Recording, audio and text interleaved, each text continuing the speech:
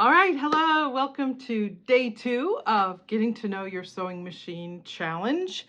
And my name is Anne, and we're just continuing on with our project from yesterday, which is to get out your machine. So hopefully yesterday you found your machine, you got it out of the box, got it out of the case, got it out of the closet, got it out of the basement, wherever it is. You've now got it set out on a table or a countertop or some place where you can sit down and do some sewing. All right, at this point, you've got your machine out, you've got it plugged in, you've got your foot pedal plugged in. This is where, on this particular machine, my thread goes.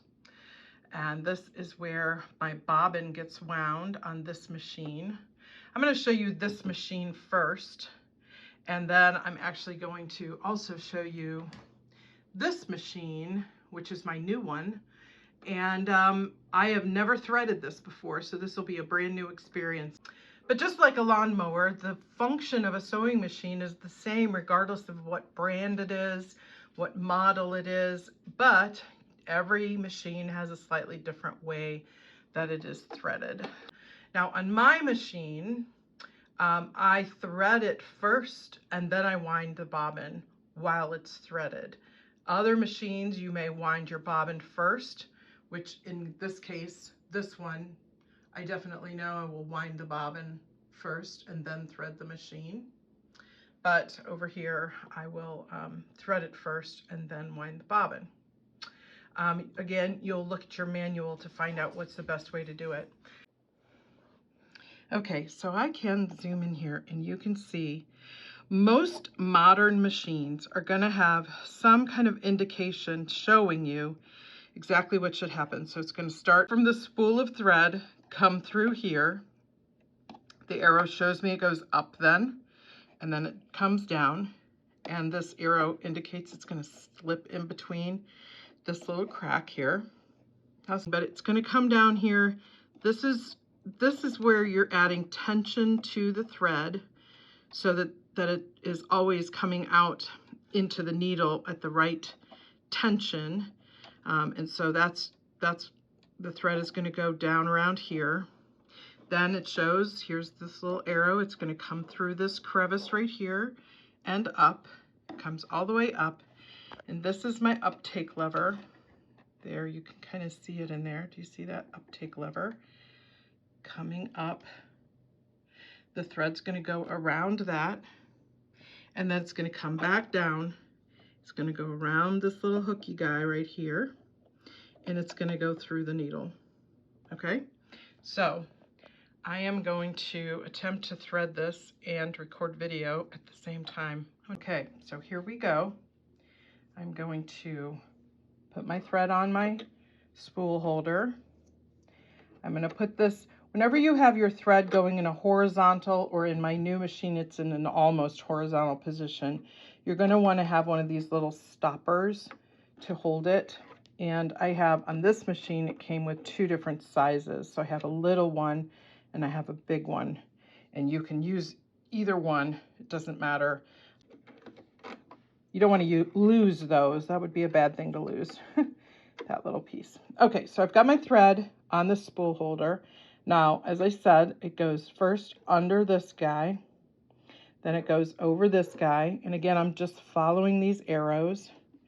I'm going to come down, and it doesn't matter if I go in front of or behind this little metal thing that I showed you. I'm going to come around this crevice and up to this uptake lever. But I want to make sure that it goes from the right side around and to the left side, and that you don't get that twisted there. Then it's just going to come right back down. Now, let me get down here. I'm going to get it around that little hook. Okay, now, right now I would thread the needle, but since I'm trying to record video and do all this, I'm actually not going to thread the needle right now, but that's the last step, is threading the needle. Now what I'm going to do on this machine is get ready to wind my bobbin. Okay, so the thing that is helping wind my bobbin so it's at the right tension is the fact that it's going through this tension wheel right here already, okay? And then when I come up here, I hook it onto that little, there's like a little holder kind of, it just rests on there, and it comes across to this spot right here where I have my bobbin winder. Now on this machine, again, all of these things are things that you would look up in your manual or find a video that shows you this. But on this machine, it uses these little green bobbins. And on the bobbin, I don't know if you'll be able to see this. Can you see this little H symbol? See that little H symbol? That's the Husqvarna, which is the brand, right? Well, there it is. So that when I wind my bobbin, that needs to be facing out toward me. So I'm going to put it on my little bobbin winding spindle with the H out. Not all machines have this sort of a feature, but this one does. Then on this one, I'm just going to wrap this around a few times until I get to the end of my thread. And then I'm going to push this down. Okay, when I press on the foot pedal, it's going to start to spin. And I'm going to make sure that I get that. See how there's a little bit of thread that's flipping around there. Get that all caught down with the thread that's coming onto the bobbin. And now I just simply, all I'm doing is pushing on my foot pedal and it's winding my bobbin. Now you can wind your bobbin to all the way full, or you can just wind it a little bit of thread for whatever project you're working on. So this particular color, I'm not going to wind a huge amount on here because I don't use this color very often. But like if I was doing winding a bobbin of white or black or gray or something that I use a lot, I would just fill the entire bobbin up. If it's a color that I don't use very often or a smaller project, then I would stop like right here. In this case, I'm just going to pop it up myself manually. I'm going to pull it off, and now it is done. And I have a little cutting tool. Most machines have some sort of a little cutting tool at the back. Okay, so now I have the machine is threaded, except that I haven't threaded my needle yet, and my bobbin is wound. Now, something that I didn't show you, but when I pushed this down to wind the bobbin, the machine knows that it should not make the needle go up and down. So nothing was happening over here while I was winding the bobbin. That's because when I pressed it down here to the position where it will wind the bobbin, it essentially disengages the mechanism that would make the needle go up and down. Okay, now I'm going to show you on this machine how I put my bobbin in. Your machine may be completely different, so I'm just showing you this as a demonstration. But again, that little H that I talked about, that little Husqvarna symbol, goes up. So I'm just drop it in there, okay? And then again, it's really, really hard to see this, but there are little arrows that show you. There's a little arrow. It then comes up over this little piece of plastic right there, and then it comes back down through this little piece of plastic, and you can't see it, but there's a little cutter right at the end of there, little thread cutter. So I'm going to put this, okay, it goes around that way. It goes up over this little dude.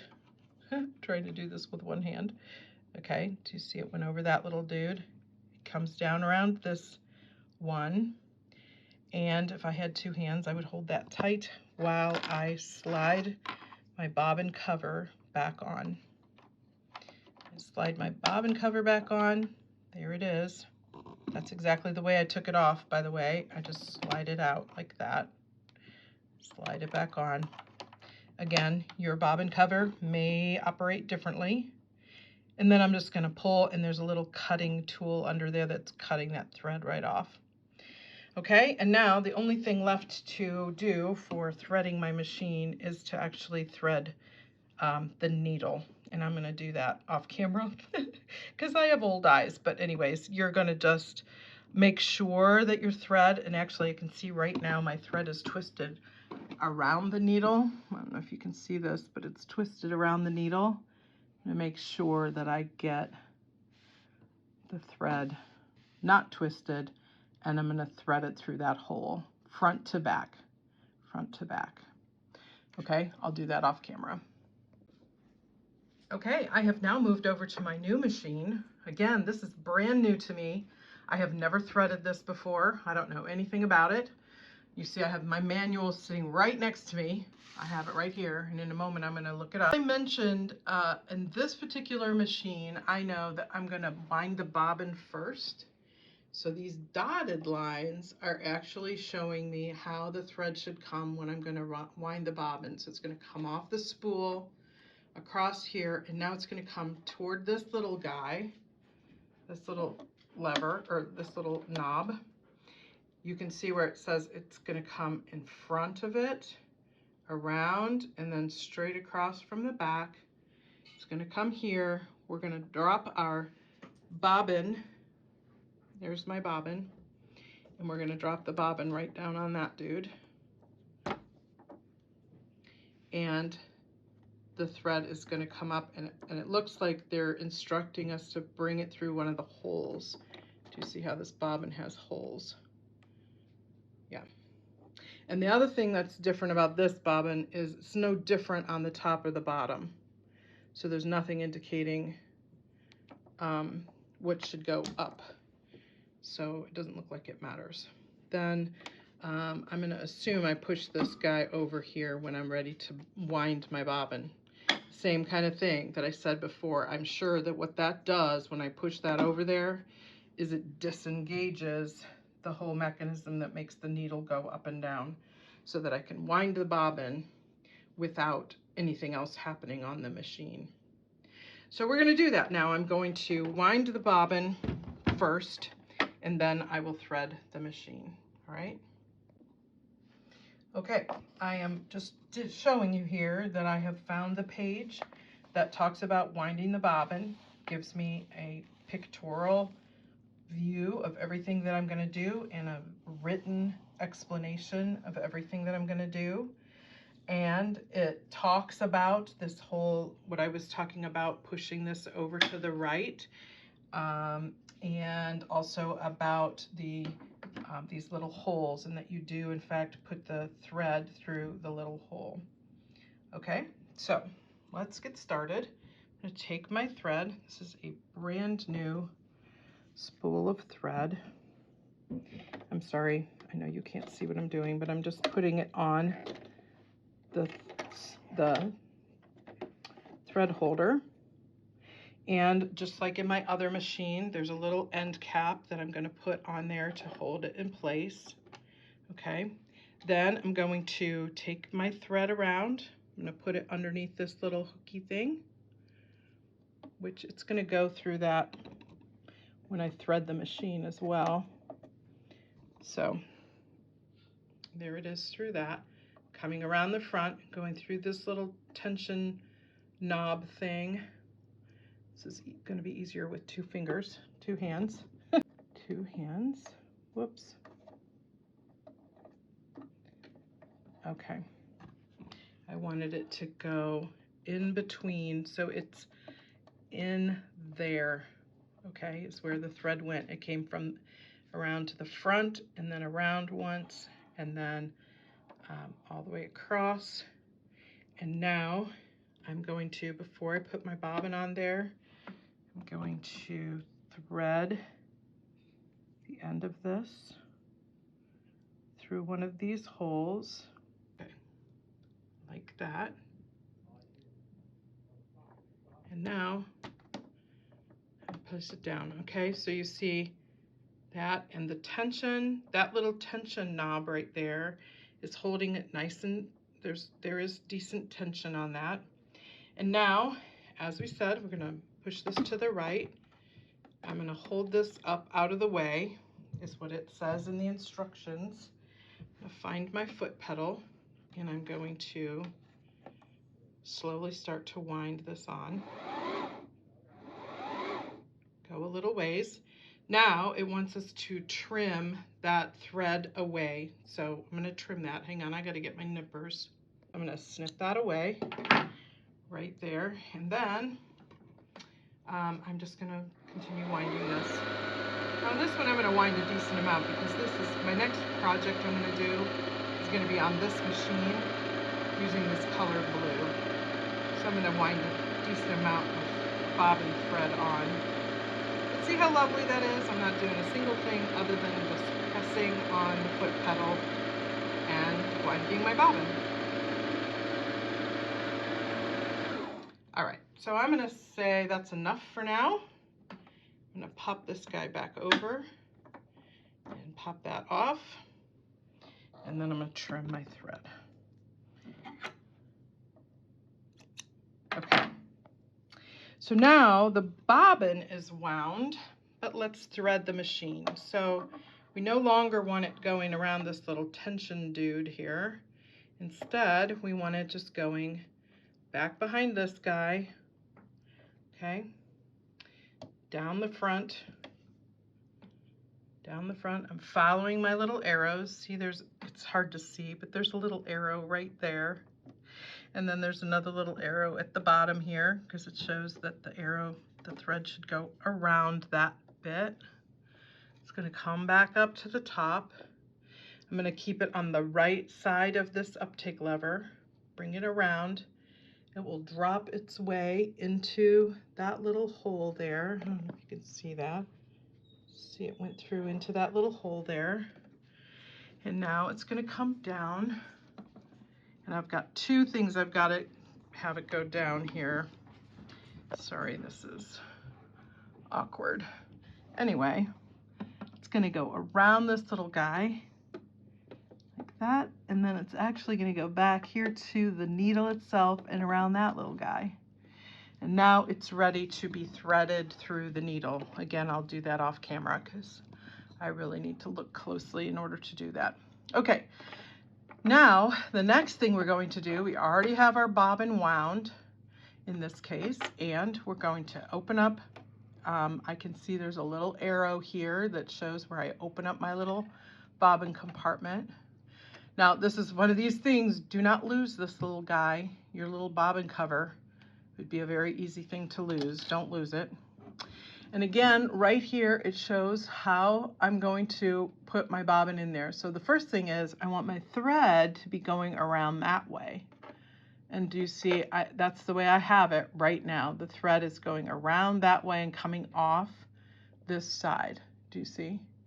And then it's going to come around. There's a little hooky thing here. This little black hooky thing. It's going to come back up here. There's a little arrow right at the top there, that little white arrow. It's going to go around that. It's going to come back down. See on the drawing, it shows come back down to this other little hooky thing. That's the technical term for it, hooky thing. And I'm going to guess that there's a thread cutter there too. So it's going to cut that thread when I put my bobbin cover back on there and pull, it will cut the thread. Okay, so there we go. The bobbin coming up around this little white, this little notch thing there with that white arrow, coming back around, hooking it back around this little notch piece there. Now I'm going to lay my bobbin cover back on it. My dog is running around. He's very excited about something. And then again, I'm going to pull this thread and it comes right off.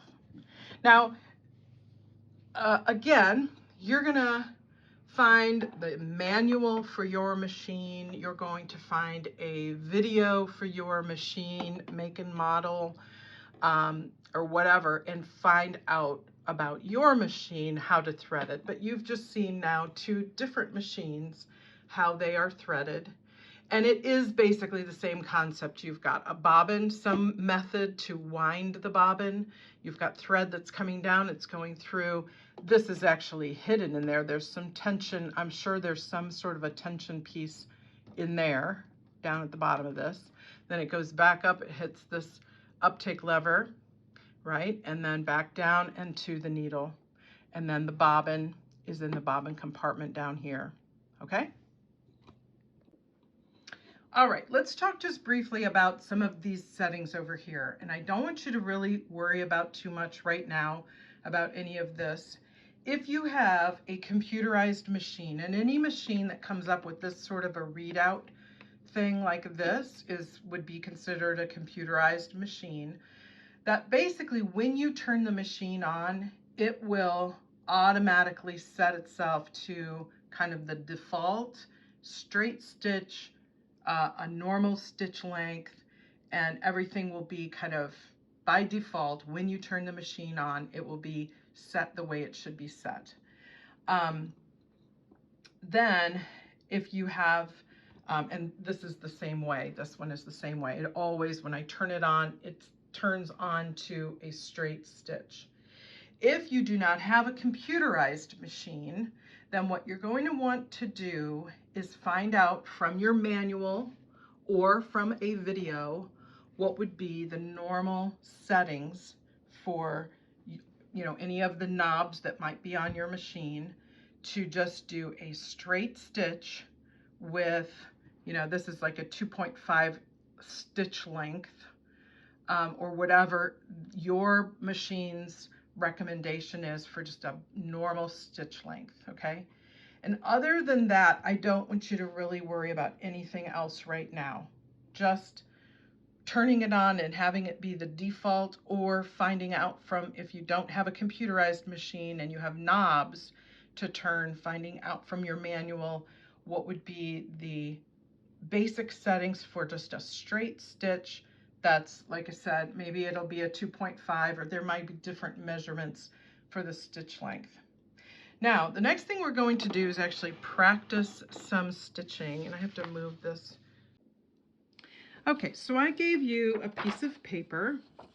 Well, actually, I gave you a page in your handouts that have these lines drawn on them. And this is for stitching practice, so that you can just practice the act of stitching along. So the first thing you're going to do, well, it depends on how you like to do this. You can either use the wheel over here on the side of the machine to bring down your needle. Do you see how the needle is moving down? Or you can just line it up as best you can. Let me see here. And this is hard to do and try to record video at the same time. And then put your presser foot down on that. All right. And now we're just going to practice stitching. Ready? Here we go.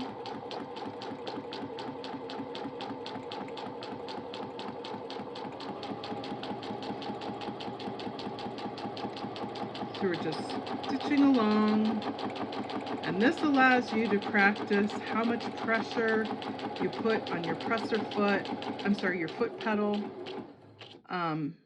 You can also practice your reverse stitch. So on this machine, this button up here, right there is my reverse. So I can do reverse. That's something you will do at the beginning and end of seams, is do a back tack. I'm going to trim that away. And then you can do several practice runs with the straight, and then try some of these curved lines and see how that is. So let's start just like so.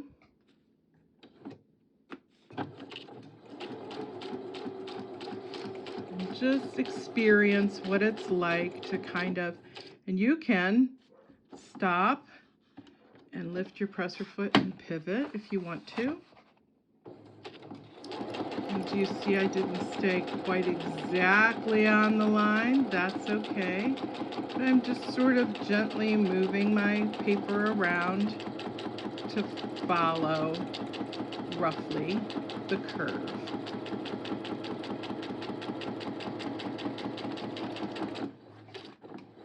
And you don't have to feel like you have to go fast or slow or anything. This is not a race. It is just for practice. All right? Now, something that is really important is that you don't, on a regular sewing machine, you don't ever sew without having something in between the presser foot itself and the throat plate or the feed dogs. These little rough things under here are feed dogs. And this thing is called the throat plate. So you always need to have either fabric or paper or something in between there. Now a serger, if you've ever used a serger, if you ever plan to use a serger is totally different, and you can actually sew without there being something in between. But with a regular machine, you need to have something in between all the time. Okay, now we're going to practice with some actual fabric, and I'm going to talk a little bit about that. Hopefully you found some fabric to practice with. This is just cut off from an old pair of pajama pants, and I just have cut 2 small pieces, and what we want to practice here is sewing 2 pieces of fabric together. So generally speaking, when you sew fabric together, you're going to put the right sides together. So the right sides of the fabric go together, and it ends up looking like this. And something you'll learn as you follow me in sewing is that I pin a lot. And so I'm going to suggest that now is a good time to practice pinning. And the other thing is that when I sew on something that's been pinned, I don't ever sew over my pins. I remove them before I get to them. Now, a lot of seamstresses do sew over their pins, but in my opinion, there's too much of a chance that you'll hit the pin with your needle. And the problem that happens is you will either damage your needle, or you can actually break your needle by sewing over your pins. And so needles are somewhat expensive, and I don't like to have to replace them very often. So I don't sew over pins. So that's a great thing to practice. Now, the other thing that's a little different, I'm going to pull this machine closer to us here. When we were sewing on the paper and just practicing this with the paper, you were watching your needle going down into the paper at the line, probably. Would be my guess of what you were looking at. When you sew with fabric, I don't actually ever watch what the needle is doing. What I'm watching is the edges of my fabric. I want to make sure that they are pretty nicely lined up. And then the other thing that I'm looking at is my seam allowance line. So like on this machine, I'm going to put the presser foot down. That is 3/8. I don't know if you can read that. Boy, it's so hard. Anyway, that's the 3/8 inch line. There's a 5/8 inch line right there. So there's the 1/2 inch line is right there. So what I'm watching when I'm sewing is actually the edge of the fabric, that the 2 edges are lined up, and you hear my dog walking around. He is very curious what I am doing. And how that cut edge lines up with the seam allowance guide that I'm wanting to use. So in this case, I'm just going to say I'm doing a 1/2 inch seam allowance, and see, I took my pin out. And so now I'm going to use the presser or the foot pedal to start my seam. I'm going to do a little reverse, sorry. And then I'm going to just, because this is a knit material, I'm actually just stretching it slightly while I sew and going along. You see I'm going along my the seam allowance line that I'm interested in following, and I'm making sure that my cut edges are staying lined up. So I'm really not watching the needle at all in what I'm doing. And then get all the way down to the end.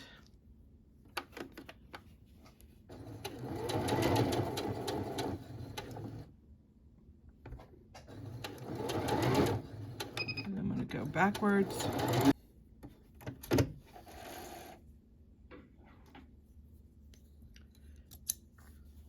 And there you see that I've sewn. So you're going to just practice this a few times, cut some fabric, pin it together, practice sewing, sort of. But, you know, look, it's not perfectly straight. That's, you know, sewing straight is not the most important part of sewing, quite honestly. But the more you practice, the more you do it, the better you'll get, the straighter your seams will get. But there we go. I made a seam in this just random bit of fabric. Okay? So that's all you're going to do on your fabric. It's just practice several times running along. Tell yourself I'm going to do a 5/8 inch seam allowance this time, and, you know, practice. Okay? Okay, so today we threaded your machine. We talked about winding the bobbin, and we did the bobbin winding and put the bobbin into the machine. And then we did some practice stitches on the paper, wherever that went. We did our practice stitches on the paper, and then we did some practice stitches on actual fabric.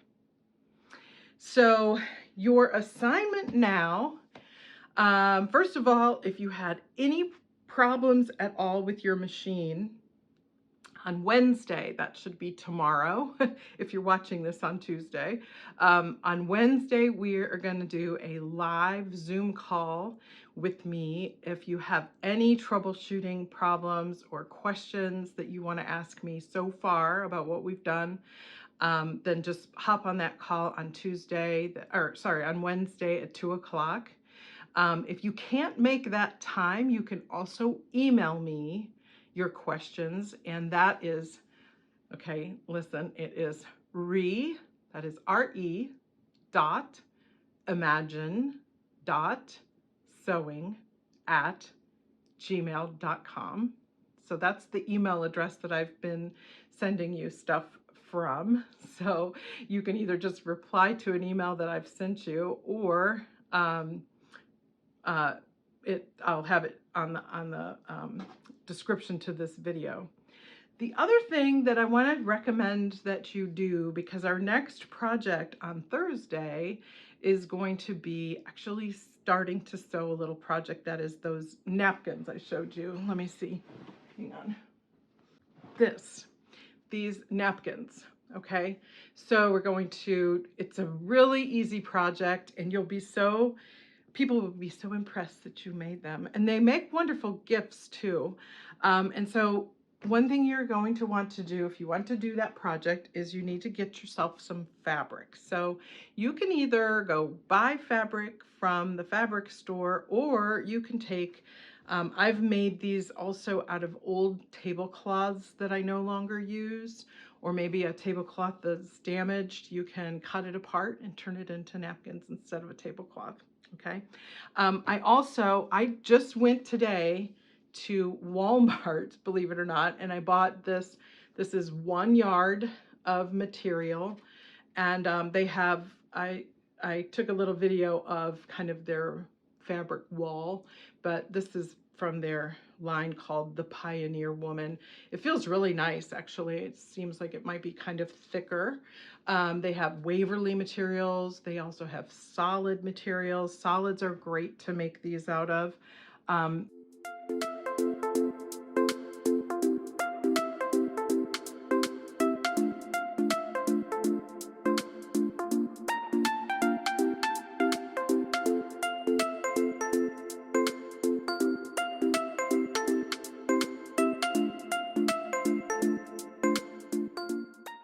one thing that you'll find with a printed, so here's an example of one that is printed material for the holidays, but when you have a print, then the back side you'll see is, you know, doesn't look the same on the back as it does on the front.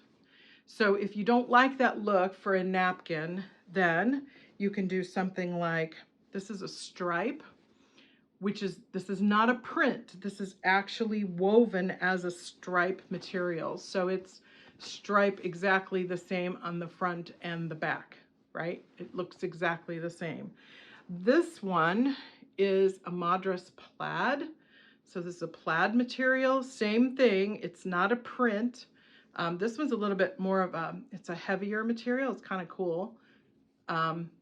But you can see that it is exactly the same on the front and the back because it's truly a plaid, not a print. So what you're going to want to get is a woven material. So it's woven, and that means it frays on the end. Some people call this a calico. Some people call it a quilting cotton. If you go to a fabric store, someone will be able to direct you to the area where they have quilting cotton. I don't want you to buy a knit for this particular project, at least not for this time. We want to use a woven material, either a print or a stripe or a plaid, but something that's woven and probably 100% cotton. This one's 100% cotton. It might be maybe 50 cotton, 50 polyester. And so the napkins that I like to make, I like to do them 20 inches square, the cut size. Now, this is 1 yard, so it's 36 inches. So these are going to have to be 18 inches square, not 20 inches square, because I would not be able to, I would only be able to get 2 out of a yard, which is not enough. So if I do 18 inches square, then I'll be able to get 4 out of 1 yard. If you're buying it by the yard, like, you know, like this material, if you're able to buy it by the yard, then you're going to want to buy a yard and 1/8 is enough for 4 napkins, and a yard and 2/3 is enough for 6 napkins. Those would be 20 inches cut square. So anyway, that's your next assignment, is to find some fabric.